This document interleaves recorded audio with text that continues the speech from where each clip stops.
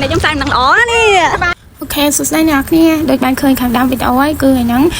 nhom hay nắng bộ trong chừng bảo nhóm cứ ban từ sai đầm năng lõ nữ không phun bảo nhóm to tam đòn nè kia trong đăng thang dương miềnสกรรมភាពអីខ្លះអ្នកទាំងអស់គ្នាអាចមើលនៅក្នុងវីដេអូនឹងបានបើក្បាលវីដេអូមកគឺមានជាការឡើងជីលម៉តចាដូចថាដើរក៏ដល់តែប៉ុន្តែគឺពួកយើងអត់ចង់ដើរទេចង់ជីលម៉តពួកអីពេលដែលជីលម៉តទៅវាអាចរំលឹកដល់អនុស្សាវរីយ៍ការនៅក្មេងៗបានដែរឥឡូវនេះគឺយើងមកដល់ហើយអ្នកគ្នាគឺយើងមកដល់ក្នុងភូមិរបស់ខ្ញុំផ្ទាល់ហើយឥឡូវហ្នឹងគឺយើងរកកន្លែងទុកលម៉តអីស្រួលបួសទៅបានយើងចាប់ផ្ដើមដើរទៅក្នុងភូមិដើម្បីរកក្មេងៗ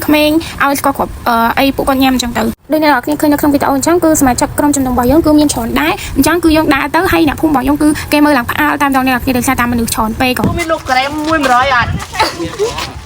ដល់មានចការឃើញគេលក់ក្រែមហើយក៏ទៅសួរឲ្យដូចអ្នកទាំងអស់គ្នាលើនៅក្នុងវីដេអូហ្នឹងអញ្ចឹងគឺថាកោខ្លាំងមែនតើសួរពូលក់ក្រែមថាមានក្រែមលក់100អត់ចាមានចការហួសចិត្តជាមួយនឹងគាត់ខ្លាំងមែនតើឥឡូវគឺយើងដើរទៅរកក្មេងៗបន្តទៀតហើយនេះអ្នកទាំងអស់គ្នាគឺជាក្មេងៗដែលយើងបានឲ្យកគ្រាប់ទៅកាន់ពួកគាត់អញ្ចឹងទៅបន្ទាប់មកប្រាប់គាត់ថាឲ្យថ្ងៃអាទិត្យគឺយើងទៅព្រះវិហារទៅថ្វាយបង្គំជាមួយគ្នាអញ្ចឹងទៅដើរមកដល់ក្នុងភូមិពាក់កណ្ដាលភូមិហើយយើងក៏ទៅដល់ផ្ទះសមាជិកព្រះវិហារយើងម្នាក់ទៀតចាគឺយើងចូលទៅបេះស្វាយចា